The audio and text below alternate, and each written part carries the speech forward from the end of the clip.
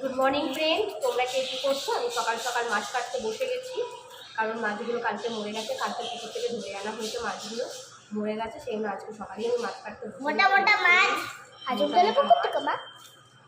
আজমতলা না না, আজমতলা পুকুর থেকে নয়, এটা আমাদের একজন রিলেটিভ আছে, তাদের বাড়ির পুকুর থেকে তারা ধরেছে। তারা ও আচ্ছা, খুব মোটা মাছ, খুব হার্ড, মা কাটতেই পারছে না। না, আমি মাছ কাটতে পারি। মাছটাকে দেখিয়ে দাও।